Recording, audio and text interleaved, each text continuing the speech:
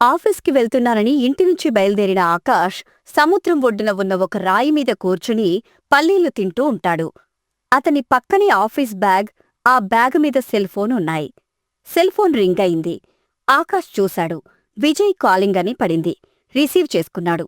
చెప్పరా విజయ్, ఏంటి? మీ అమ్మా నాన్న, ధరణి అమ్మా నాన్న మొన్న మీ ఫ్లాటుకొచ్చి ఏం మాట్లాడారా? ఇప్పుడు అదంతా ఎందుకురా? అయినా ఆ రోజు ధరణి జాబ్ చేయాలనే మాట్లాడుకున్నాం. ఎందుకురా? ఏం జరిగింది? ధరణి అమ్మ నాన్న ఫోన్ చేసి ఉన్న పొలంగా నన్ను ఊరికి రమ్మని చెప్పారా? ఆకాష్కి మాట రాలేదు. ఎరా, లైన్లో ఉన్నావా? ఉన్నాన్రా, చెప్పు. ఊరికి పిలిచి వాళ్ళేవడిగారు, నువ్వేం చెప్పావు? అల్లుడుగారు మా అమ్మాయిని ఎందుకు ఉద్యోగం చేయమంటున్నాడు? అల్లుడికి ఉద్యోగం లేదా అని అడిగారు. ధరణి ఉద్యోగం చేయనంటే విడాకులిస్తాడా? ఏం జరిగిందో నిజం చెప్పమని నన్ను గట్టిగా నిలదీశారా. మరి నువ్వేం చెప్పావురా? నిజం చెప్పురా ఆకాష్. నాకు ఇప్పుడిప్పుడే నీ జాబ్ మీద అనుమానం వస్తుంది. నీకు జాబ్ ఉందా, పోయిందా అని అడగ్గానే ఆకాష్కి ఎక్కడలేని కోపం వచ్చింది. కాని ఆ కోపాన్ని విజయ్ మీద చూపించలేక ఫోన్ కట్ చేసి బ్యాగు మీద పెట్టాడు. విజయ్ షాక్ అయ్యాడు. వీడేంటి నేను అడిగిన దానికి సమాధానం చెప్పకుండా ఫోన్ కట్ చేశాడు? అంటే వీడికి జాబ్ లేదన్నమాట. అందుకేనా ధరణిని జాబ్ చేయమని ఒత్తిడి చేస్తున్నాడు? తను మాట వినకపోయేసరికి విడాకుల వరకు వెళ్ళాడు. చెప్తా, వీడి సంగతి చెప్తా అనుకుని ఆ ఊరి నుంచి బయలుదేరాడు. సముద్రం దగ్గర కూర్చున్న ఆకాష్ మాత్రం కోపంగా, ఎక్కడికి వెళ్ళినా జాబ్ లేదని చెప్తున్నారు. తక్కువ శాలరీ ఇచ్చినా చేస్తానని చెప్తున్నా వినిపించుకోకుండా మొహం మీదే జాబ్ లేదు, ఏం లేదు, వెళ్ళిపో అంటున్నారు. 3 నెలలుగా తెలిసిన వాళ్ళ దగ్గర అప్పులు చేసి ఏదోలా నెట్టుకొస్తున్నాను. ఈ నెల ఇంతవరకు అప్పిచ్చేవాడే దొరకలేదు. ఈ నెల అప్పిచ్చేవాడు ఎక్కడా కనబడటం లేదు. ధరణికి జాబ్ వస్తే అప్పుడు నిజం చెప్తాను. స్కూల్ ఆఫీస్ గది ప్రశాంతంగా ఉంది. టేబుల్ వెనక స్కూల్ ప్రిన్సిపల్ సుజాత కూర్చుంది. ఆ గది దగ్గరికి ధరణి సర్టిఫికేట్స్తో నెమ్మదిగా వచ్చి, మే ఐ కమిన్ మేడం అని వినయంగా అడిగింది. Yes, come in. ధరణి లోపలికి వచ్చింది. SIT down. థ్యాంక్యూ మేడం అని ధరణి కూర్చుంది. తన ఫైల్ ఇచ్చింది. సుజాత సర్టిఫికేట్స్ చూసింది. ధరణి, మీరు తెలుగు డిగ్రీ వరకే చదివారా? అవును మేడం, చదివింది డిగ్రీ వరకే అయినా తెలుగు పట్ల, తెలుగు సాహిత్యం పట్ల మంచి అవగాహన ఉంది. ఒక్క అవకాశమిచ్చి చూడండి మేడం, నన్ను నేను నిరూపించుకుంటాను. తప్పకుండా ధరణి. టీచర్ అవ్వాలని ఎందుకనిపించింది? మీకు ఇష్టమైన టీచర్ ఎవరైనా చెప్పారా అని ప్రిన్సిపల్ అడిగింది. ధరణి కాసేపు ఆలోచించి, మేడం, భాష అంటే నాకు చాలా ఇష్టం. ముఖ్యంగా తెలుగు.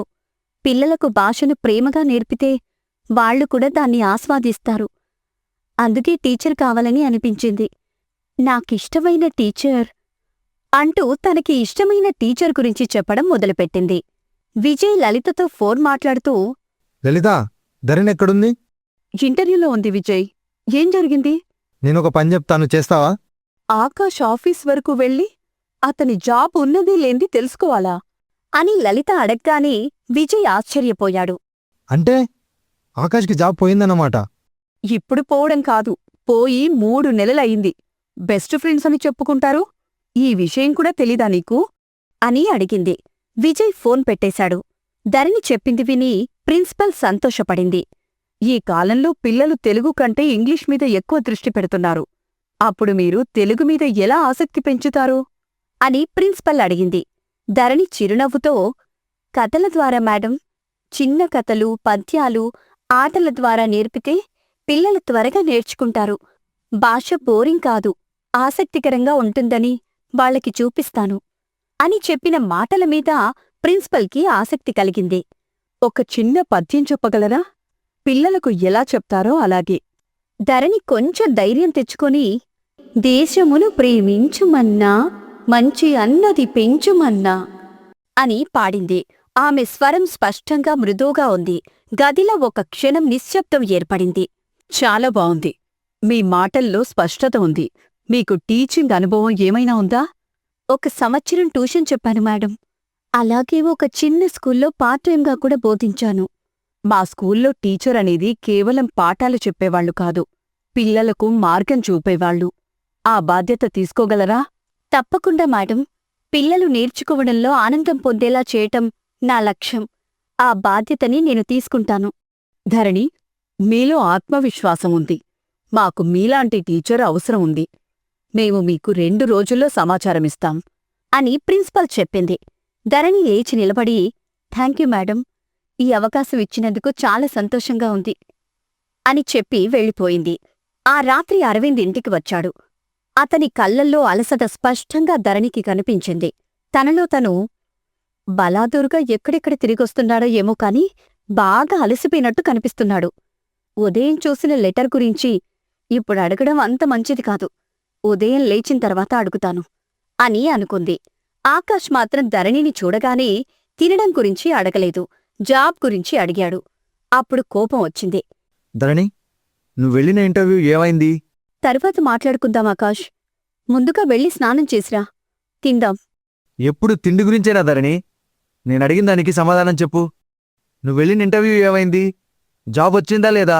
చెప్పు ధరణి. నాకు జాబ్ వచ్చింది లేంది నేను తర్వాత చెప్తానాకాష్. ముందుగా తమరు దీనికి సమాధానం చెప్పండి అని తనకి ఉదయం దొరికిన ఆఫీస్ లెటర్ని చూపించింది. నిర్లక్ష్యంగా, చూసేశావా?